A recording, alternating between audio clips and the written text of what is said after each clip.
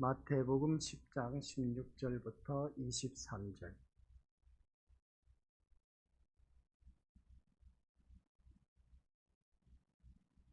우리 한 목소리로 합독하도록 하겠습니다.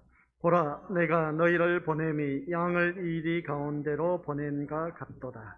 그러므로 너희는 뱀같이 지혜롭고 비둘기같이 순결하라. 사람들을 삼가라. 그들이 너희를 공회에 넘겨주겠고 그들의 회당에서 채찍질하리라. 또 너희가 나로 말미암아 총독들과 임금들 앞에 끌려가리니 이는 그들과 이방인들에게 증거가 되게 하려 하심이라. 너희를 넘겨줄 때에 어떻게 또는 무엇을 말할까 염려하지 말라. 그때에 너희에게 할 말을 주시리니 말하는 이는 너희가 아니라 너희 속에서 말씀하시는 이 곧 너희 아버지의 성령이시니라. 장차 형제가 형제를, 아버지가 자식을 죽는 데에 내주며 자식들이 부모를 대적하여 죽게 하리라.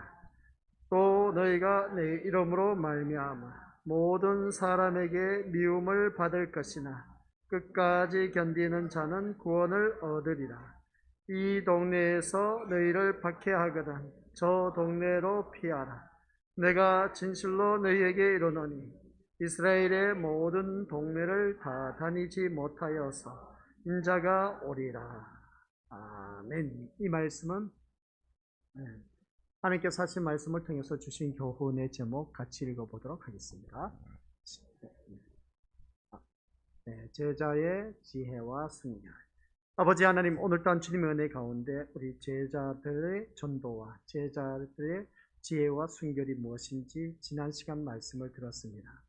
주일 오후 말씀 듣고 다 전하지 못한 말씀 이어서 듣고자 하오니 아버지 하나님, 이 시간 모든 심령들에게 듣는 귀가 열리게 하여 주옵시고 하나님의 말씀을 마음판에 새겨 그 말씀 따라 온전히 순종해서 제자다운 모습으로 거듭나 하나님 영광된 삶을 사는데 부족함이 없는 믿음의 심령들 되게 하옵소서. 예수님의 이름으로 기도드립니다. 아멘. 제자들의 전도라고 했을 때 전도, 많은 사람들을 모아서 교회에 부흥시키는 것이 전도였다. 이게 바로 오늘 우리들의 잘못 알고 있는 전도의 목적이었습니다. 진짜 전도의 목적은 하나님 백성의 잃어버린 양, 하나님께서 저희 백성, 자기 죄에서 구원할 자들 찾으러 오신 예수님의 모습을 보게 됩니다. 그래서 우리는 전도는 다른 것이 아니라 평안을 빌어주는 것이었다. 그런 것을 바라보면서 우리 가가호호 다니면서 평안을 빌어줄 수 있는 그런 믿음이면 얼마나 좋았겠습니까? 근데 우리는 어떻게 해서든지 전도하라니까 많은 사람 불러 모아서 교회 수적으로 채워서 그래서 모든 사람들이 다른 어느 교회보다 많은 교회 식구들이 다니면 그 교회 부흥했다 그렇게 표현하는데 진짜 부흥은 그게 아니라는 사실. 하나님의 자녀다운 모습으로 거듭나서 진리의 말씀 안에서 거하는 그런 자들이 많아지면 많아질수록 그게 바로 부흥이라는 것을 다시 한번 더 깨닫습니다. 무엇보다도 이제 제자들의 전도는 평안을 빌어주라고 했습니다. 그래서 평안을 빌어주라고 했는데 그 평안이 무엇이었느냐라고 했을 때 주일 오전 말씀을 들었을 때 그 평안은 생명이 되신 예수 그리스도였다라는 말씀이었습니다. 그래서 그 예수님을 온전히 전하게 되면 예수님을 만나게 되면 각 사람마다 그 심령 속에 평안이 차고 넘칠 수밖에 없다는 것이었습니다. 그 평안으로 인해서 우리는 새 생명을 얻게 되었고 새 생명을 얻게 된 우리들은 제자들의 지혜와 순결로 살아가야 된다라고 했습니다. 그 제자들의 지혜와 순결이 무엇이었느냐라고 했을 때 우리가 다들 알고 있는 것처럼 우리가 읽은 말씀 19절 20절 말씀에 보면 너희를 넘겨줄 때엔 어떻게 또는 무엇을 말할까 염려하지 말라. 그때에 너희에게 할 말을 주리니 말하는 이는 너희가 아니라 너희 속에 말씀하시는 이 곧 너희 아버지의 누구시라? 성령이시니라 라고 하신 것을 보게 됩니다. 그래서 오늘 우리 믿음의 것들 이 성령, 우리가 성령이 하게 하신 말씀 따라 하는 것이 바로 지혜이고 순결이다 라는 말씀입니다. 뱀같이 지혜롭고 비둘기같이 순결하라고 하니까 뱀이 어떻게 움직이는 것이 뱀의 특성을 알아보고 비둘기의 특성을 알아보고 그게 아니라 뱀같이 지혜롭고 비둘기같이 순결하라는 말씀은 다른 것이 아니라 성령이 하게 하신 말씀 따라 말하게 하는 것이 바로 지혜이고 순결이다. 그런 것을 바라보게 됩니다. 이런 말씀을 바라보았을 때 우리에게 할 말을 주셨다는 것이죠. 우리 심령 속에 내주하고 계신 성령 하나님께서 무엇을 말할 것인가를 주신다라는 것이었습니다. 그래서 성령 하나님께서 말씀하신 대로 우리가 말하게 되면 그 사람이 바로 지혜를 갖고 순결을 가졌다라는 말씀이죠. 그래서 우리가 성령이 말하게 하신 것을 말하면 된다라는 것이 바로 우리에게 주어진 지혜와 순결이다라는 것을 보게 됩니다. 이런 말씀을 들었을 때 하나님께서 아들을 통해서 말씀하신 것처럼 이제는 세상에 보낸 우리를 통해서 말씀하시기 때문에 우리는 자신을 위한 자기 말이 아니라 성령이 말씀하게 하시는 것을 말하는 자로 존재하면 된다라는 말씀입니다. 그런데 우리가 세상에서 해야 할 말은 이미 정해져 있습니다. 그 정해져 있는 것이 뭐겠습니까? 성령이 우리 안에서 말하게 하는 것은 예수 그리스도의 십자가뿐이다 라는 말씀입니다. 이미 우리는 정해진 말을 해야 되는데 자꾸 엉뚱한 말을 하고 있는 것이죠. 예수 그리스도의 십자가의 말만 우리가 전해야 되는데 그러지 못하고 엉뚱하게 그냥 이 세상 복을 추구하면서 이 세상 복에 대해서 말하고 있는 것을 보게 됩니다. 잘못된 부흥의 전도의 목적인 것을 보게 됩니다. 그러나 진짜 부흥, 전도의 목적은 예수 그리스도를 알게 하는 것, 생명이 되신 예수님을 알게 하신 것, 그게 바로 평안을 빌어주는 것이고 그 예수님에 대해서, 예수 그리스도의 십자가에 대해서 알려주는 것이죠. 그 십자가에 달려 돌아가신 예수님이 바로 내 죄 때문이라는 것을 알려주는 것이 우리가 전도라는 것을 다시 한 번 더 깨닫게 된 겁니다. 비록 세상은 십자가를 미련하게 본다고 해도 우리에게는 하나님의 능력이고 하나님의 지혜라는 것은 누구든지 다들 잘 알고 있습니다. 그래서 23절 말씀을 바라보니까 뭐라고 하느냐 같이 읽어보도록 하죠. 시작. 이 동네에서 너희를 박해하거든 저 동네로 피하라. 내가 진실로 너희에게 이르노니 이스라엘의 모든 동네를 다 다니지 못하여서 인자가 오리라. 아멘. 이 말씀을 보니까 우리는 인자가 오리라는 약속 안에 있는 것을 보게 됩니다. 이 약속을 믿고 의지하는 것이 곧 신자가 지혜 있고 순결한 자로 사는 길이다 라는 말씀입니다. 그래서 오늘 우리는 사도들처럼 예수님으로 인해서 매를 맞고 고난을 받는 그런 환경에 있는 것은 아니지만은 부활의 주나 하늘의 그 생명에 대해서는 아무런 관심이 없는 세상에 있는 것은 분명하다는 것을 보게 됩니다. 그래서 세상은 하나님이 주신 것으로 살아가면서도 하나님께 감사하지도 않고 영화롭게 하지도 않습니다. 이 세상은 오히려 하나님의 아들이신 예수님을 무시하며 살아가는 것이 이 세상이라는 것이죠. 그런데 하나님께서는 이 세상을 향해서 많은 것을 베풀어 주고 있음을 보게 됩니다. 때를 따라서 알맞은 기온을 주시고 기후를 주셔서 농사 짓게 하시고 살아갈 수 있도록 모든 환경 여건을 조성해 주고 계시는 우리 하나님이신데, 근데 그 하나님에 대해서 감사하지도 못하고 하나님께 영화롭게 하지도 못하고 오히려 하나님의 아들이신 예수님을 무시하며 살아가는 오늘 이 세상 인류들을 바라보았을 때 하나님께서 거기에 대한 심판이 바로 코로나19가 되지 않았나라는 것을 바라보게 됩니다.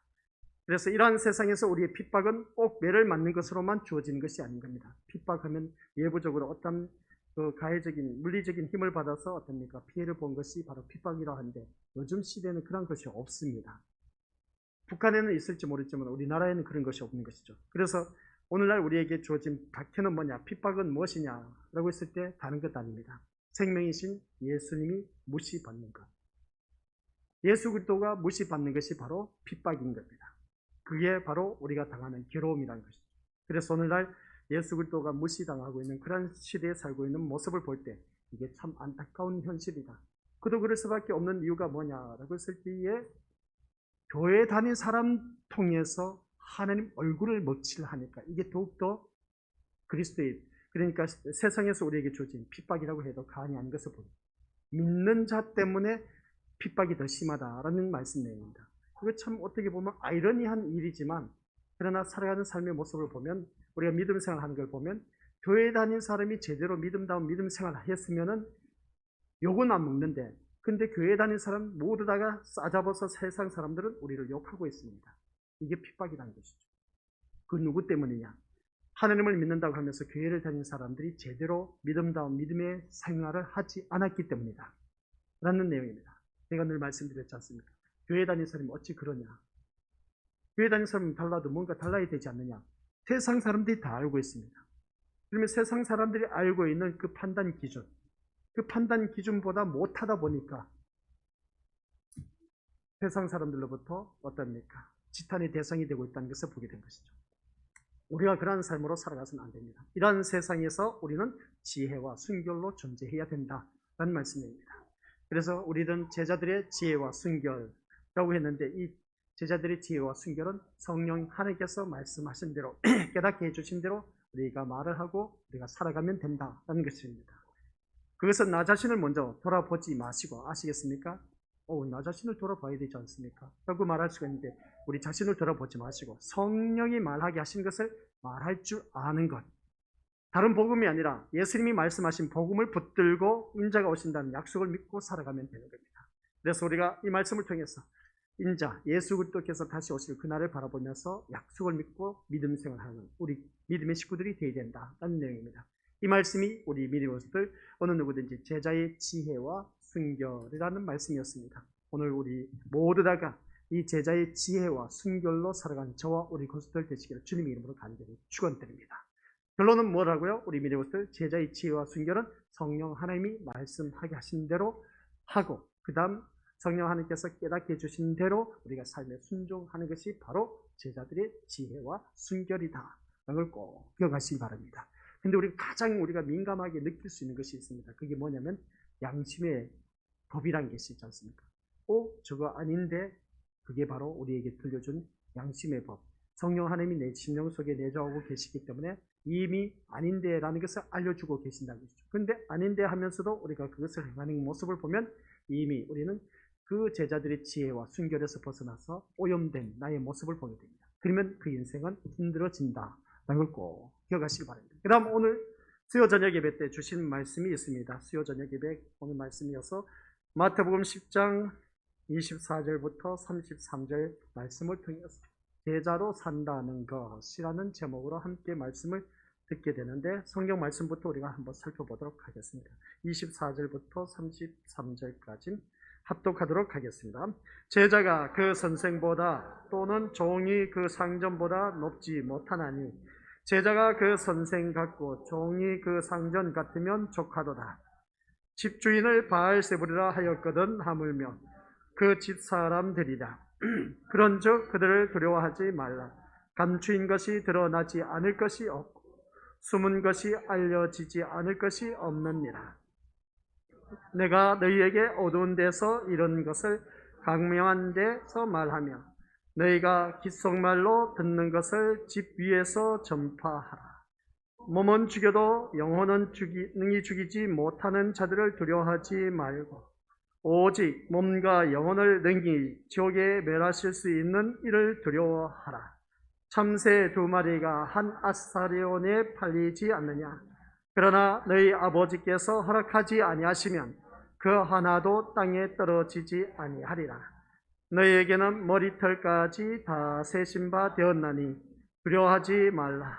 너희는 많은 참새보다 귀하니라. 누구든지 사람 앞에서 나를 시인하면 나도 하늘에서 계신 내 아버지 앞에서 그를 시인할 것이요 누구든지 사람 앞에서 나를 부인하면 나도 하늘에 계신 내 아버지 앞에서 그를 부인하리라. 아멘. 이 말씀을 통해서 우리에게 주신 교훈의 제목이 뭐라고요? 제자로 산다는 것. 우리 믿음의 것들 모두가 하나님의 부름을 받았고 제자로 부름을 받았다는 것을 잊지 마시기 바랍니다. 그러면 우리는 제자로 어떻게 살아가느냐가 참 중요한 것을 보게 됩니다.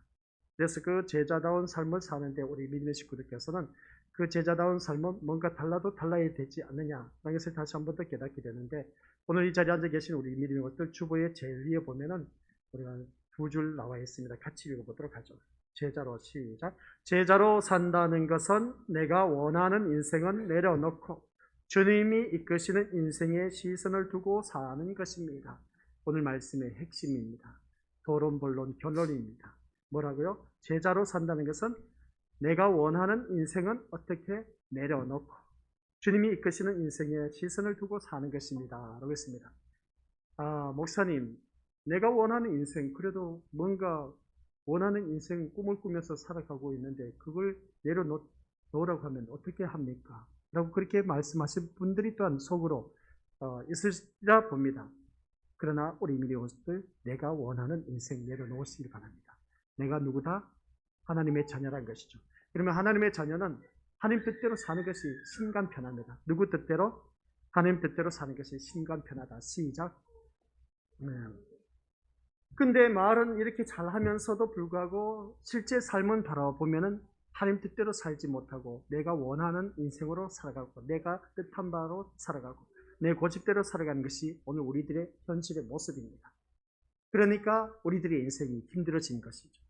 하나님이 원하시는 인생으로 살아가야 되는데, 그래서 우리들이 시선을 항상 하나님께 둬야 되는데 하나님께 두지 못하고 세상을 향해 두고 있다 보니까 점점점 내 심령은 피폐해져 가고 힘들어져 가고 육신은 피곤해 산적해 있어서 하나님 앞에 나와서 뭔가 부르짖어도 부르짖을 것이 없고 그냥 세상 것으로 가득 차 있다 보니까 힘들고 어렵고 신앙생활 하는 것이 귀찮아 보이고 짜증나고 신경질 나고 이런 예배 시간을 왜 이렇게 자주 있는지, 또 신림교회 왜 목사님은 모든 예배 다 참석하러 가는지, 아유 듣기만 해도 짜증나 신경질 나 그런 소리 듣기 싫어 하신 분들이 있을지 모릅니다. 바로 그런 것이죠. 우리 믿음으로서 제자로 산다는 것이 쉬운 일은 아니지만 그러나 제자로 살면 쉽습니다. 그것은 다른 것도 없습니다. 어려운 인생, 우리가 살아가는 삶 인생 무겁고 어렵게 살 것이 아니라 쉽고 간편하게 살아가야 된다. 그래서 우리가 거룩한 부자가 되는 1, 2, 3단계 1단계는 믿음으로 사는 순종의 삶의 훈련을 제대로 받는 것. 이게 제대로 다져지면 2단계 가서 청지기의 삶을 우리에게 허락해 주시는데, 청지기 삶, 어떤 청지기 삶이냐? 하나님께서 나에게 재물을 맡기신다. 어떤 내용입니다. 그 재물을 맡기는데 얼마나 잘 관리하고 다스리느냐? 그것은 지혜가 있어야 된다. 그렇죠? 그래서 3단계에 가서 단순한 삶을 살아야 된다라고 했습니다. 그 단순한 삶, 우리에게 그 단순한 삶은 어떤 삶일까? 라고 생각해 봤을 때에 우리가 살아가는 모든 삶이 참 인생 복잡하게 사는 것이 너무나 많습니다. 그 인생을 바라보니까 내가 생각하는 것이 앞서다 보니까 내 인생이 복잡한 겁니다. 그래서 우리 믿음들 서로 옆에 있는 믿음의 식구들 눈동자 한번 보시길 바랍니다. 보니까 눈동자를 보니까 어떻습니까? 뭐 복잡한 인생 같아 보입니까? 아니면 참 세상을 초월한 인생 같아 보입니까? 이런 그 모습을 바라봤을 때 우리 믿음으로서 그렇습니다. 우리가 살아가는 모든 삶이 다른 것 없습니다. 하나님이 기뻐하시는 삶으로 산다는 것이 제일 편한 것이고, 또한 제자로 사는 것이 왜 그렇게 좋은지 우리로서 오늘 이 시간 이 말씀을 듣고 한번 자기 자신을 돌이켜보며 제자로 멋지게 살아가시기를 주님의 이름으로 간절히 부탁을 드립니다. 그래서 우리가 첫 번째로 주신 주제가 제자로 산다는 것 했을 때에 현실감이 없는 예수님의 말씀. 그렇습니다. 현실감이 없는 예수님의 말씀. 무슨 말씀인지 이 주제를 보면 이해가 됩니까? 예수님이 말씀은 하셨는데 오늘 우리가 현실 살아가는 데 있어서는 전혀 어울리지 않아. 말이 맞지 않는다는 것이죠. 말이 맞아 떨어져야 되는데 예수님이 말씀하신 걸 보니까 우리하고는 완전 동떨어진 또 다른 4차원의 세계를 말하는 것 같은 그런 느낌. 그것을 말하는 겁니다. 근데 그 말씀 있지 않습니까? 본인이 그렇게 생각할 뿐인 것이지 실제 우리 삶 속에서 현실감이 없는 예수님의 말씀이 아니라 현실감이 있는 우리 예수님의 말씀이다. 이걸 꼭 한번 이 말씀을 통해서 한번 깨달으시길 바랍니다. 그래서 예수님의 말씀을 보면 신자가 예수님을 믿으려면 비장한 각오를 해야겠다는 생각이 들 때가 많이 있음을 보게 됩니다. 아니, 들어야 됩니다. 비장한 각오를 해야죠. 그래서 우리가 믿음 생활하는 것은 오늘 이 시간 아까 기도 참 멋지게 속 이야기를 잘 기도해 주셨는데 그 기도 가운데 우리 믿음으로서 우리가 몸은 이 자리에 나와 앉아 있지만 우리가 이 자리에 나온 목적이 뭐냐는 것이죠. 내가 왜 이 자리에 나와 있느냐는 것이죠.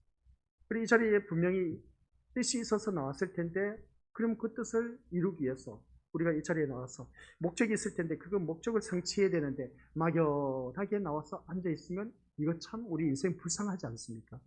뭔가 이 시간에 내가 세상 것을 포기하고 이 자리에 나왔다면은 뭔가 하나를 얻고 돌아갈 수 있는, 그리고 또 뭔가 이 말씀을 들음으로 인해서 나에게 뭔가 새로운 것이 도전을 받을 수 있는 그러한 시간이 되도록 우리가 몸부림치는 그러한 시간이 되어야 되는데 그러한 것이 없으면 이 시간은 참 헛된 시간인 것을 보게 된 겁니다. 바로 이러한 것이죠. 그래서 오늘 우리 민의 어떤 비장한 각오를 해야 된다. 마치 전쟁 중에 목숨을 건 작전에 투입되기 전 병사들이 겁니다. 손톱을 깎고 발톱을 깎아서 유품으로 남기고 그리고 유서까지 쓰면서 죽음을 각오한 군인과 같은 그러한 심정이 되어야 한다고 말씀하는 것처럼 오늘 말씀이 우리에게 들려지고 있다는 것입니다. 이처럼 예수님이 말씀하신 신앙의 길은 우리가 생각하는 것과는 전혀 딴판이다 라는 말씀입니다. 그러니 우리가 예수님 믿는 것이 재미가 없다는 것이죠. 교회를 다녀도 재미가 없다. 그렇게 표현하신 분들 많이 있음을 보게 됩니다. 교회에 나오는 것이 귀찮아진다라는 것을 보게 됩니다. 왜? 내가 생각하는 것하고 예수님 말씀을 하고 전혀 딴판이 다 되다 보니까, 그러니까 내가 원하는 대로 이 말씀이 주어져야 되는데 원하는 대로 말씀이 주어지지 않다 보니까, 내가 원하는 것은 이런 삶인데 계속 반대의 개념만 말하고 있어. 그러다 보니까 속 뒤집어지는 것이죠. 부닥치는 겁니다. 충돌이 일어난 겁니다. 그러다 보니까 제대로 믿음다운 믿음 생활을 하지 못한 것이죠. 그래서 우리가 이러한 점이 바로 우리를 어리둥절하게 하는 것을 보게 됩니다. 참 난처하게 하는 것을 보게 된 것이죠. 왜냐하면 우리가 생각하는 신앙의 길은 비장한 각오와는 전혀 상관없는 것이기 때문에 그렇습니다. 그래서 대개는 제자들을 보내시면서 하시는 예수님의 말씀은 타국으로 선교를 떠나는 그런 사람들에게나 해당되는 것처럼 여길 뿐, 신앙의 자유가 보장된 평화로운 지역에서는 생활하는 우리에게는 별로 해당이 안 되는 것처럼 여겨지는 것이 참 많이 있음을 보게 됩니다. 그래서 우리가 신앙생활이 무엇이냐? 그러면 교회 생활에 충실하면 되고, 또한 착하게 살면서 주변 사람들로부터 인정을 받으면 그것이 곧 신앙생활을 하는 것으로 생각하는 사람들에게 28절 뭐라고 합니까? 같이 읽어보도록 하죠. 시작. 몸은 죽여도 영혼은 능히 죽이지 못하는 자를 두려워하지 말고 오직 몸과 영혼을 능히 지옥에 멸하실 수 있는 이를 두려워하라. 이 말씀을 보면 몸은 죽여도 영혼은 능히 죽이지 못하는 자를 두려워하지 말고 영혼과, 그러니까 영과 혼을 능히 지옥에 멸하실 수 있는 그 분을 두려워하라는 그 말씀 내용입니다. 우리 사람 몸은 죽이는 사람은 얼마든지 사람들끼리 살다 보니까 살인이 일어납니다. 그래서 우리가 죽일 수가 있습니다. 근데 영혼, 몸과 영혼을 지옥에 멸하시는 그 일을 두려워하지 않는 오늘 우리들의 모습을 보게 됩니다. 이 말씀이 오늘 또한 현실감 있는 내용으로 다가올까라고 했을 때 현실감으로 다가오지 않는다고 했죠. 사람이 나를 죽이니까 그 사람이 더 두려운 것을 보게 됩니다. 근데 예수님은 보이지 않습니다. 우리들의 몸과 그리고 또 우리의 영혼을 어떻습니까? 지옥에 멸하시는 그 예수님을 보지 못하다 보니까 이 말씀이 우리에게는 현실감과 너무나 멀리 떨어져 있는 것을 보게 된 것이죠. 그런데 한 가지 이상한 것은 당시 제자들이 몸을 죽일 수 있는 힘을 가진 자들을 전혀 두려워하지 않고 예수님의 말씀대로 몸만이 아니라 영혼까지 지옥에 멸하실 수 있는 하나님을 두려워하면서 천국 복음만을 전하는 그러한 수준의 사람들이 아니었다는 것이죠. 제자들이. 때문에 아무리 가르치고 당부하신 후에 보내봐야 결국 제자들은 실패할 수밖에 없었다는 것입니다. 그런데 제자들에게 왜 이런 말씀을 하시는 것일까?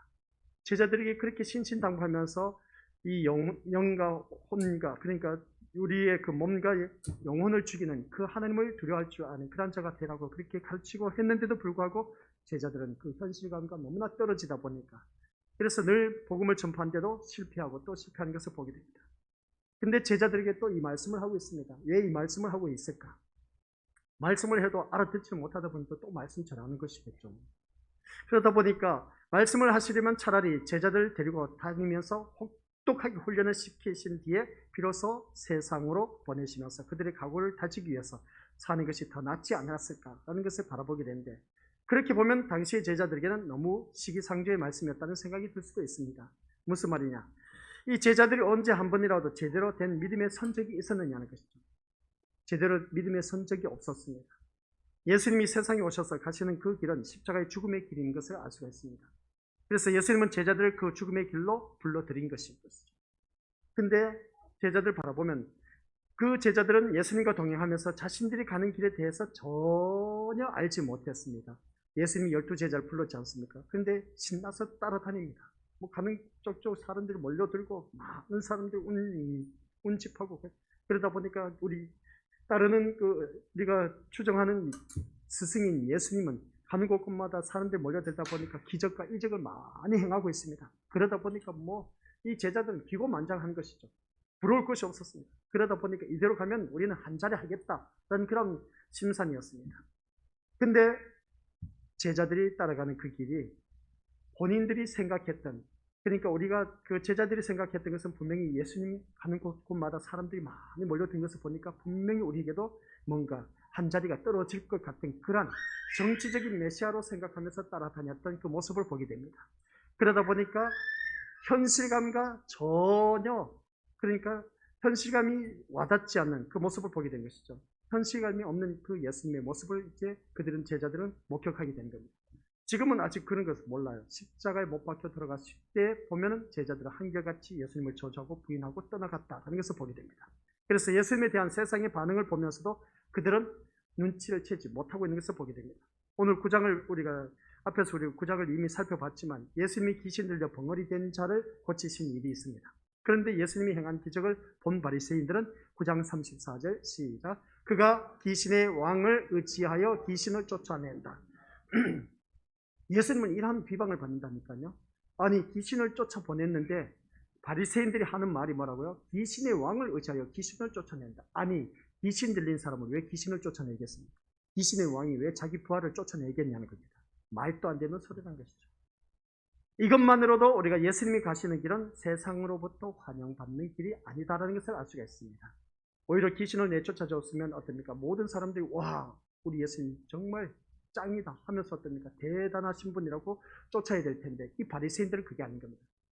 귀신의 왕 바알세불의 힘을 얻어서 그 쫓아내었다. 그렇게 말한 것을 보니까 내분을 일으켜서 어떻습니까?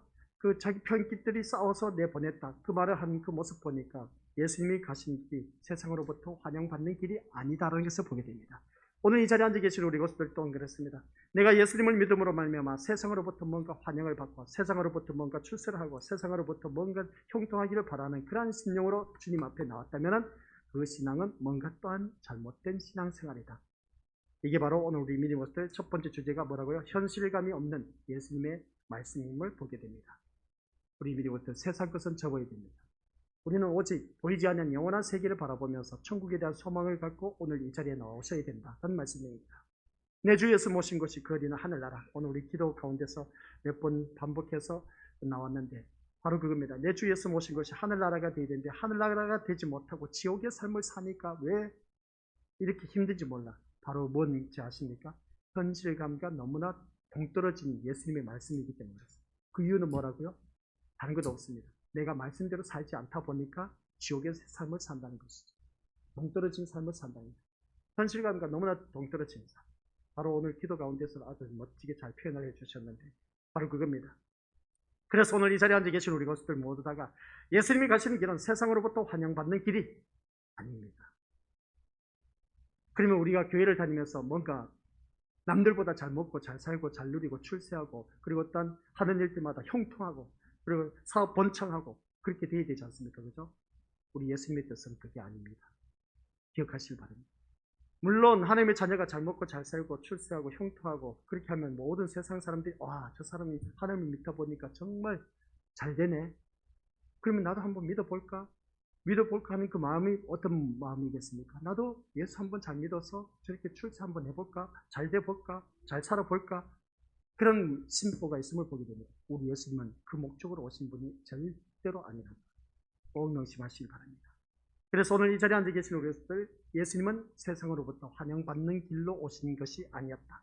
마지막 인생 보세요. 우리 예수님 모든 무리들이 예루살렘 입성할 때 많은 무리들이 어떻게 했습니까? 호산나 다윗의 왕이 하면서 찬송을 부르면서 예수님을 대환영했습니다. 그런데 얼마 가지 못해서 돌연 변화가 되면서 어떻습니까? 예수님을 십자가에 못 박아 죽이라고 합니다. 세상에 어찌 그럴 수 있을까? 열렬히 환영해놓고는 곧바로 뒤돌아서서 어떻습니까? 예수님을 십자가에 못 박아 죽이라고 하는 것을 보게 됩니다. 아주 사람들의 마음은 진짜 아주 너무 무섭습니다. 그래서 세상에 가장 무서운 게 뭐라고요? 사람이라고 하지 않습니까? 예수님이 그러한 그 일을 당한 것을 보게 됩니다. 환영받는 길이 아니란 것이죠. 그것만 봐도 우리가 충분히 알 수 있습니다. 오히려 거부당한 것을 보게 된 것이죠. 하지만 제자들은 자신들이 가는 길이 어떤 길인가를 전혀 알지 못하고 있었다. 그래서 제자들이 전혀 알지 못한 것이 뭐겠습니까? 제자들은 예수님 가는 곳곳마다 많은 무리들이 몰려들다 보니까 그들은 어깨에 힘주고 신났습니다. 그런데 예수님이 가는 길이 십자가의 길인 것을 그들은 알지 못했다는 것이죠. 아직 모르죠. 뭐 누구든지 지금 당장 보니까 내가 섬기는 스승이 잘 되니까 뭐 다들 얼씨구나 하면서 좋아라 하고 따르는 것은 지극히 당연한 일이었습니다. 그런데 예수님은 점점점 시간이 흐르면 흐를수록 십자가의 길로 가고 있었다는 것을 보게 된 겁니다. 그래서 예수님은 그런 제자들에게 그들이 가야 할 길이 어떤 길인가를 보여주기 위해서 말씀하신 것을 보게 됩니다. 그리 말씀하신 것이 뭐냐라고 했을 때에 우리 미니버스 컨설트께서는 두 번째 주제가 바로 그겁니다. 같이 읽어보죠. 시작. 자신을 먼저 파악하라. 예, 현실감이 없는 예수님의 말씀을 자꾸 하다 보니까 제자들이 도대체 무슨 말인지 이해가 안 돼. 그러다 보니까 이제 우리 주님께서 자신을 먼저 파악하라. 우리 미니버스들에게 제가 말씀 늘 드리지 않습니까? 뭘 하라? 주제 파악하라. 우리 서로 인사하시길 바랍니다. 주제 파악 좀 하시길 바랍니다. 시작. 주제 파악하라 하니까 기분이 좀 나쁘시죠? 나쁠 것도 없습니다. 아주 좋은 말입니다. 자신을 알면은 우리 미니버스들 주제 파악할 줄 알면 사람들에게 대우받습니다. 분수에 맞게 어떻습니까? 살면은 우리 미니버스들 모든 사람 욕할 사람은 없습니다. 분수에 맞지 않는 행동을 하니까, 분수에 맞지 않는 말을 하니까 우리 것들 지탄의 대상이 된 것이죠. 그래서 먼저 자신을 먼저 파악하라는 것이었습니다. 우리도 다르지 않다는 것이죠. 비록 우리가 스스로를 세상에 보냄을 받은 자라고 말하고는 있지만은 우리는 하나님께서 이 땅에 보내심을 받은 하나님의 자녀입니다. 창세전에 그리스도 예수 안에서 우리는 택한 하나님의 귀한 백성입니다. 오늘 이 자리에 앉아 계신 우리 믿음의 식구들 모두 다가 그래서 그 영원한 집을 향해서 우리는 지금 한 발자국 한 발자국 옮기고 있습니다. 그러나 이 세상 사는 것은 우리가 세상 나그네 인생입니다. 그래서 잠시 거쳤다 갈 뿐인 것인데 이 세상에 정착하려고 우리가 여기에 초점을 맞추지 말라는 것이죠. 우리는 영원한 집을 향해서 가고 있다는 것. 그래서 사실 우리가 이 세상에 보냄을 받았는데 우리가 생각하는 그 보냄 받은 자의 삶은 죽음이나 고난과는 전혀 상관이 없다고 할 수 있음을 보게 됩니다. 교회를 나와도 나의 재미를 위해서 나오는 것이지 이게 전부인 것이지 복음 때문에 나온다고 말하기도 사실 낯뜨거울 정도인 것을 보게 됩니다. 우리 미디어도 오늘 무엇 때문에 교회에 나오셨냐는 것이죠. 교회 나온 거 재미가 있어서 나온다. 그리고 또 뭔가 이 세상 문제가 풀리지 않아서 나온다. 그리고 또 이 예배를 드림으로 해서 뭔가 해결받기 위해서 나온다. 우리 미디어들 복음 때문에 내가 교회에 나온다는 말은 참 낯뜨거운 일들이 많이 있음을 보게 됩니다. 복음 때문에 나를 포기할 마음이 우리에게는 전혀 없다는 것이죠. 근데 이 자리에 나오신 우리 믿음의 식구들은 복음 때문에 자기 자신을 포기한 사람들. 왜 그런지 아십니까? 하나님 말씀 듣기 위해서 이 자리에 나오셨지 않습니까? 그러니까 자기 자신을 포기했습니다. 정말 멋진 사람들입니다. 정말 하나님께서 기뻐하시는 하나님의 자녀란 것이죠. 오늘 이 자리에 나오신 우리 믿음의 식구들. 그래서 오늘 복음 때문에 포기해서 이 자리에 나왔지 않습니까? 자기 자신을 포기한 것은 뭐겠습니까? 내가 지금 이 시간에 내가 다른 것도 얼마든지 할 수가 있습니다. 친구를 만나든지 또한 무엇을 하든지 뭐 식사를 하든지 뭐 이런저런 일들 많이 할 수가 있습니다. 자기 취미생활 얼마든지 할 수가 있습니다. 집에도 갈 수도 있는데 가지도 않고 이 자리에 나오신 모습 보면 오늘 하루 종일 직장생활 하시는 분들 참 얼마나 피곤하고 힘들겠습니까? 근데도 이 자리에 나와서 앉아있는 것을 보면 분명 뭔가 있지 않습니까? 복음 때문에 자기 자신을 포기했다는 것. 하나님이 이것을 보고 계신다는 것이죠. 얼마나 기뻐하신지 모릅니다. 오히려 세상을 살아가는데 걸림돌이 된다면 그까짓 그 복음쯤은 우리가 언제든지 예면하겠다는 마음을 가지고 살아가는 모습이 오늘 우리들의 현실인데 이 자리에 나오신 분들은 그게 아닌 겁니다. 근데 교회 이름을 두고 있지만은 그러나 이 자리에 나오지 못하신 분들 그분들이 안타까운 것이죠. 그래서 전도는 교회 다니시는 분들 이 자리에 없는 분들을 향해서 우리가 전도를 해야 됩니다. 다시 말해서 나의 생존이 중요하지 복음은 중요하지 않다는 것이 우리의 솔직한 마음이 아니냐라는 것을 바라보게 됩니다. 믿음 생활하면서 누구든지 이런 마음을 다 갖고 있습니다. 나의 생존이 중요하지 복음이 그리다지 중요하지 않다는 겁니다. 이게 바뀐 삶입니다. 자, 여기서 우리 한번 생각해 보시길 바랍니다. 나의 생존이 더 문제입니까? 복음이 더 문제입니까? 아니, 이게 아니죠. 나의 생존이 더 중요합니까? 복음이 더 중요합니까? 두말할 것 없이 우리 민족들 지금 답변을 못하고 있으니까 속으로는 나의 생존이 더 문제라는 것이죠. 그런데 겉으로는 복음이 더 중요하다고 말합니다.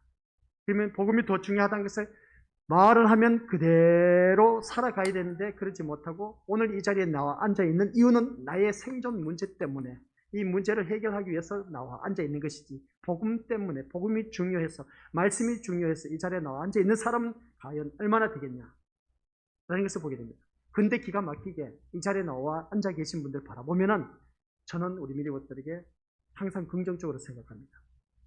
나의 생존 문제 때문에 이 자리에 나와 앉아있는 분이 아니라 복음 때문에 이 자리에 나와 앉아있다는 것입니다. 이 말씀을 지금 듣고 있지 않습니까? 나의 생존 문제라면 우리 미리것들 이 자리에 나올 수가 없습니다. 나가서 돈 벌어야 되죠. 뭐 돈 벌고 자기가 하고 싶은 걸 해야 되지 않습니까? 근데 그것을 포기하고 이 자리에 나와 앉아있지 않습니까? 복음이 중요하기 때문에 이 자리에 나와 앉아 계신 그 모습을 보게 됩니다. 그래서 제가 말씀을 준비하더라도 우리 믿음의 식구들에게 이 말씀을 전하는데 이 자리에 나오신 분들에게 엉뚱한 소리 하면서 한 시간을 흘려보내버리면 얼마나 저에게는 죄책감이 있겠습니까? 중차대한 말씀을 또 하나님 앞에 섰을 때 저는 엄청나게 책망을 받는 것이죠. 그게 무서워서 그래도 어떻게 해서든지 한 말씀을 더 준비해서 우리 믿음의 식구들에게 실감나게 현실감 있게 그리고 어떤 그것이 우리에게 피부에 와닿도록 말씀을 전해야 되지 않겠느냐는 것입니다. 근데 오늘 우리 믿음의 식구들은 정말 잘하셨습니다. 복음 때문에 자기 자신을 포기했고 그리고 어떤 생존 문제 포기하고 우리 믿음의 식구들 복음이 더 중요해서 이 자리에 나와 앉아 계신 그 모습을 보게 됩니다. 지금은 순순히 하나님을 아버지라 부르면서 예수님을 십자가로 기뻐하고 감사한다는 말도 하고 있지만은 언제든 내 신상에 문제가 생기고 고통이 따르게 되면 기쁨과 감사의 말은 사라지고 대신 우리가 원망을 쏟아놓을 준비를 하고 살아가는 우리들의 현실의 모습, 우리들의 모습이지 않습니까? 그래서 사람들이 생각하는 것은 평생 교회 다녀주고 뭐라고요? 내가 평생 교회 다녀주고 예수 믿어줄 테니까 제발 내 인생만 좀 편하게 해달라. 그렇게 말하신 분들이 톡으로 그렇게 말하신 분들이 참 많다는 겁니다. 내가 교회 열심히 다닐 테니까 평생 교회 다닐 테니까 내가 예수 또 믿어줄 테니까 제발 내 인생 좀 편하게 해달라. 라는 그런 심포로 다닌 분들이 참 많다는 것을 알 수가 있습니다. 이런 모습 볼 때 우리 미리부터 한번 자기 자신을 돌이켜보자는 것이죠. 우리는 먼저 우리 자신에 대해서 무엇을 알아야 되느냐. 비록 내가 세상에 보냄을 받은 것이 신자라고는 말하지만 우리는 애당초 보냄받은 우리의 길에는 관심이 없는 사람들. 하나님께서 나를 이 세상에 보내주셨는데 그 우리의 길에 대해서는 그 관심이 없고 오직 내 인생, 내 길에만 모든 마음을 집중한 채 살아가는 그런 존재일 뿐이라는 것을 볼 수 있다는 것을 우리가 다들 본인 스스로가 잘 아실 겁니다. 분명히 하나님께서 우리를 이 세상에 보내주셨는데 이 보냄을 받은 우리들이 내 인생, 내 살아간 모든 그 길에만 초집중이 되어 있는 것이지 그 마음이 집중되어 있는 것이지 하나님께서 나를 왜 이 땅에 보내주셨을까? 내가 또 이 천시 가문에 왜 나를 보내주셨을까? 라는 그런 생각 하면서 우리 미래부터 살아보신 적이 있습니까? 내 왜 유시 가문에 또한 내가 왜 임시 가문에 김씨 가문에 이씨 가문에 조씨 가문에 별의별 다 성씨가 있지 않습니까? 왜 이 가문에 나를 이렇게 보내주셨는지. 근데 우리 가족 식구들이 믿는 사람들이 있는가 하면 믿지 않는 사람들이 있어. 저처럼 우리 미래부터 아예 믿지 않는 무교 집안, 유교 집안에 나를 왜 보내주셨는지. 차라리 믿는 집안에 보내주셔서 목회기를 하게 했으면 얼마나 좋을까. 그런 생각. 도대체 하나님이 너무나 바보다라는 그런 생각을 가져본 때가 한두 번이 아니었음을 보게 됩니다. 차라리 믿는 자녀로 태어나면 어떻습니까? 그 자녀가 하나님 말씀을 뱃속에서부터 들었기 때문에 앞에서 말씀 전하는 거, 찬양하는 거 어느 누구보다도 더 잘합니다. 근데 뱃속에서는 일평생 우리 아버지, 어머니는 어떻습니까? 농사 짓는 일에만 했는데 찬양 소리를 들을 수가 있겠습니까? 기도 소리를 들을 수가 있겠습니까? 말씀 들을 수가 있는 그 시간이 어디 있었겠습니까? 호간날 땅 파고 땀 흘리고 일하는 것밖에 모르는 그런 뱃속에서 자라난 제가 10개월 동안 자라나서 태어나서 오늘따라 이렇게 목회 생활하는 것 보면은 참 하나님 바보 멍청이지 않습니까? 믿는 자녀의 뱃속에서 태어나게 해서 이 길을 가게 하면 뭔가 더 효율적이고 뭔가 더 빨리 진전될 텐데 쌤판떼기를 데려다 놓고 하나님의 길을 가게 하니까 이것보다 더 힘든 일이 어디 있겠냐는 것이죠. 바로 그런 것입니다. 우리 믿음들 살아가는 삶 속에서 왜 우리 자신을 먼저 파악하는 것이 필요할까? 이걸 알아야 되는 겁니다. 보냄을 받은 신자에게 필요한 자질이나 각오는 전혀 상관없는 나 같은 자에게 왜 이런 말씀을 하시는지 그 의문을 한번 먼저 끌어내기 위한 것임을 알아야 되는 겁니다. 오늘 내가 이 자리에 나왔습니다. 그래서 우리 미니버스들 복음이 중요해서 또한 생존 문제 포기하고 이 자리에 나왔습니다. 우리 것들 또한 자기 모든 욕심 다 던져버리고 주님 앞에 나온 모습 보면 정말 훌륭한 그 모습인 것을 아까 말씀드렸습니다. 그래서 오늘 이 자리에 나왔는데 의문점이 참 많이 있음을 보게 됩니다. 오랫동안 잘 훈련된 정의의 용사를 전쟁에 투입하면서 하시는 말씀이 아니라는 것을 보게 되는데 아주 형편없고 수준 낮은 사람들을 보내시면서 하시는 말씀 그들이 바로 우리라는 겁니다. 정말 우리는 형편없는 우리들의 모습인 겁니다. 그런데 이 세상에 보냄을 받았다는 것이죠. 복음을 안고 복음 때문에 기뻐하고 행복해하는 그런 사람이 되어야 되는데 복음 때문에 괴로워하고 힘들어하고 어려워하고 하는 그 모습을 보게 됩니다. 날마다 돈 버느라고 정신 팔려서 있다 보니까 예수보다는 세상을 보고 자식을 보면서 살아가는 우리에게 이러한 말씀이 전혀 어울리지 않는다는 것이죠. 오히려 세상 것이 더 관심이 있고 세상 것이 더 많이 정신 팔려서 사는 오늘 우리들에게 하나님은 나 같은 자로 왜 이 세상에 보내주셔서 이렇게 살게 하는지 또는 믿음 생활을 하게 하는지 무엇 때문일까? 이것을 한번 생각해 보자는 것이죠. 복음을 위한 정의의 용사가 되라는 뜻일까? 아무것도 죽음조차도 두려워하지 않는 용사로 복음을 전하라는 것이 예수님의 뜻일까? 그렇다면 우리들은 그렇게 살 자신이 있느냐? 없다는 것이죠. 그런 우리들을 왜 우리 하나님께서 이 세상에 보내냐는 것이죠. 그래서 우리 믿음의 세 번째 주제가 뭐냐라고 했을 때 같이 읽어보도록 하죠. 시작. 제자가 선생보다 높지 못하다라고 했습니다. 24, 25절 말씀 보면 그 말씀이 나와있죠. 우리가 전번에도 이 말씀을 다뤘는데 시작. 제자가 그 선생보다 또는 종이 그 상전보다 높지 못하나니 제자가 그 선생 같고 종이 그 상전 같으면 족하도다. 집주인을 바알세부라 하였거든 하물며 그 집 사람들이랴. 이 말씀 우리 믿음으로부터 이해가 됩니까? 24절 보면 제자가 그 선생보다 또는 종이 그 상전보다 높지 못하다. 높은 사람은 선생이 높습니다. 제자가 낮고, 그죠? 그리고 또한 종이 상전보다 낮습니다. 그리고 상전은 높습니다. 그 말씀을 했는데 25절 가서는 제자가 선생 같고 종이 상전 같다. 똑같은 레벨이다. 그런 말씀을 하고 있습니다. 종도 상전도 같고 제자도 선생도 같은 레벨에 있다. 그런 말씀입니다. 그 말씀을 하면서 집주인을 바알세부라 하였거든 하물며 그 집 사람들이라 하는 말씀을 보게 됩니다. 도대체 이 말씀이 무슨 말씀입니까? 14절에서는 직위 고하가 있는데 25절에 가서는 어떻습니까? 똑같은 레벨에 있다. 그러면서 바알세불, 그 바알세불, 이 귀신의 왕입니다. 그 집주인을 바알세부라 하였거든 하물며 그 집 사람들이라 하는 이 말씀을 보니까 이 말씀에서 보낸 자를 향한 예수님의 확고한 뜻이 무엇인가를 우리가 알 수 있어야 됩니다. 그것은 예수님 자신이 가신 길로 제자들을 데리고 가신다는 뜻입니다. 여기서 선생이 누구겠습니까? 제자들은 12제자, 선생은 예수님입니다. 그리고 어떤 종은 누구겠습니까? 제자들입니다. 그리고 어떤 상전 누구겠습니까? 예수님입니다. 똑같은 레벨에 있다는 것이죠. 예수님이 가신 그 길 제자들도 가야 된다. 그러니까 쉽게 표현해서 예수님이 가신 그 길을 제자들도 데리고 가신다라는 그런 말씀입니다. 그래서 신자가 예수님의 이 말씀의 의미를 제대로 파악을 했다면 세상을 토대로 하여 세워놓은 자기 인생의 포부와 계획은 모두 다 접어야 할 것에 불과하다는 것을 알게 된다는 것이죠. 그래서 우리가 세워놓은 인생의 포부와 계획은 복음을 토대로 한 것이 아니라는 것이죠.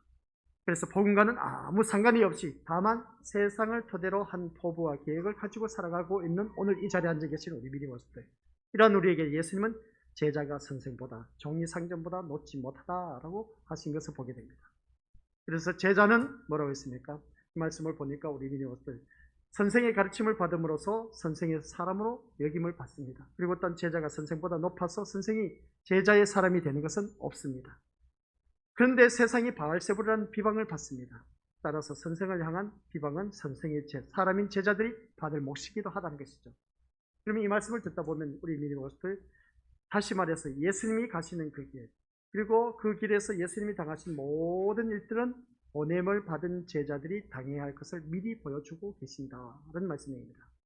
그래서 예수님은 제자들을 예수님이 가시는 그 길로 붙들어 가실 것이라는 뜻이고, 그 시작이 귀신의 왕, 즉 바알세부라는 비방과 미움을 받게 된다는 말씀입니다. 계속 말씀 전하지만 여기까지. 더 이상 지나면 우리 믿음들 다들 지쳐버릴 것 같아. 그래서 오늘 다시 한번 말씀 보여주시기 바랍니다. 이 말씀을 바라봤을 때 우리 것들, 제자가 그 선생 또 종이 그 상전보다 높지 못하다는 것은 직위 고하가 있다. 근데 25절에 가서는 똑같은 레벨이다. 라는 것은 예수님이 가신 그 길 제자들도 따라가게 하신 그 모습을 보게 된다. 근데 제자들은 이것을 깨닫지 못한다.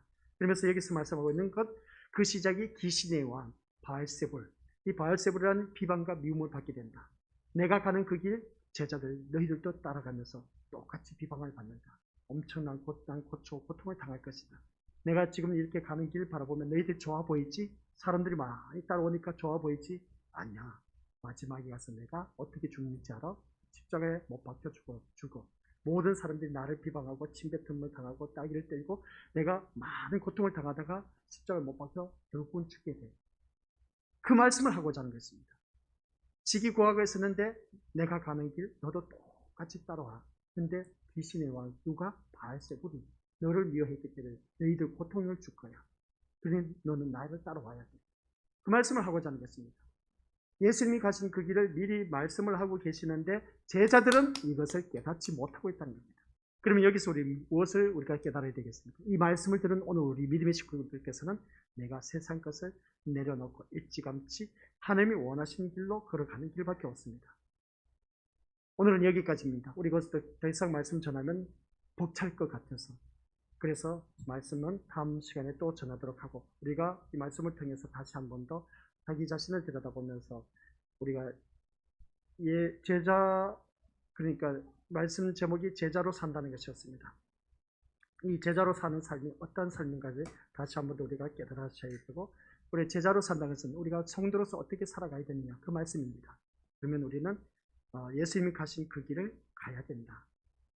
예수님이 가신 그 길을 가야 되는데 이게 평탄한 길이 아니란 것이죠. 어떻게 하시겠습니까? 우리 믿음의 것들 일찌감치 포기하고 그냥 세상 사람들하고 그냥 오르져서 살다가 이 세상에 이별하면 되지 않습니까? 근데 기억하시기 바랍니다. 이 세상이 전부가 아닙니다. 다가 아닙니다. 죽고 난 후의 세계가 있다는 것이죠. 예수님은 사후의 세계를 보여주면서 계속 이 세상에서는 너희들은 내가 가는 길과 똑같이 가야만 한다는 것을 미리 암시적으로 던져준 말씀이었다. 라는 것을 보게 됩니다. 그래서 제자로 산다는 것이 쉽지만은 않지만 말씀대로 살면 쉽습니다. 쉽지만은 우리 것들 고난, 고초, 고통도 있다라는 것. 그래서 그 고난, 고초, 고통이 있으면서 우리가 그것을 어떻게 견뎌 나가야 되는가. 그것은 또한 우리 것들 그것으로 통해서 하나님께서 또한 새로운 것을 예비해 두셨다. 그래서 보게 됩니다. 그래서 우리가 주보를 보면서 우리 믿음으로서 오늘 제자가 선생보다 놓지 못하다라는 이 말씀을 바라봤을 때 제자로 산다는 것 우리 믿음의 속들 모두다가 다시 한 번 더 주보를 보면서 한번 읽어보시기 바랍니다. 그래서 또 다시 말씀 이어서 들을 시간이 또 있습니다. 그때를 바라보면서 오늘 우리에게 주어진 이 시간 제자로 산다는 것은 쉽다. 쉽지만은 나에게는 고난, 고초, 고통도 있다. 교회를 다니면서 우리 믿음들 고난, 고초, 고통 당하지 않은 사람 누가 있겠습니까? 다 아파봤고 다 그 아픔의 이력이 있습니다. 누구나 다 했다는 것이죠. 그러면 우리 것들 분명히 예수님 가신 그 길을 간다면 내 뜻, 내 소원 하면서 따라갈 수는 없다는 것. 그러면 우리가 주님 뜻대로 사는 것이 제일 신간 편하다고 했는데 그것이 어떠한 것인가?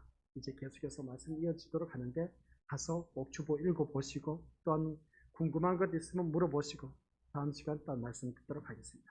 오늘 말씀은 여기까지 하도록 하겠습니다. 아버지 하나님 은혜 감사드립니다. 오늘 귀한 믿음의 심령들 모두에게 생존 문제가 앞서 있다면 이 자리에 나올 수가 없었습니다. 자기 뜻을 펼치기 위해서 산다면 이 자리에 나올 수 없었습니다. 그러나 오늘 이 자리에 나온 우리 귀한 믿음의 심령들은 생존 문제 그 모든 것 또한 다 포기하고 자기 뜻 내려놓고 아버지 한 뜻대로 살기 위해서 오늘 또한 이 자리에 나온 우리 귀한 믿음의 심령들 분명히 우리를 이 세상에 보냄을 받은 제자로 세워놓으셨는데 우리 주님이 왜 나를 이 세상의 제자로 보내주셨는지 이것을 제대로 알고 신앙생활 해야 된다는 것 잊지 말게 하옵소서.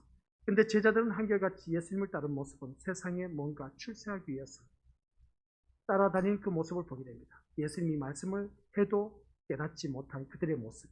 그들의 모습이 오늘 나의 모습이 아닌지 한번 자기 자신을 들여다보게 하옵시고 아버지 하나님 은혜 가운데 우리 제자의 이 길을 간다는 것이 그리 쉽지만은 않지만 신앙생활 한다는 자체가 어렵게 느껴질 수도 있지만 그러나 이 자리에 예배를 드림으로 말미암아 우리에게 주신 그 평안과 위로가 있다는 것을 다시 한 번 더 깨닫게 하옵소서. 이게 바로 천국의 삶이라는 것을 우리 몸소 체험하면서 다음 시간 또 만날 때까지 날마다 주 안에서 말씀 안에서 승리하는 저와 우리 건축들 되도록 역사하여 주옵소서. 예수님의 이름으로 기도드립니다. 아멘.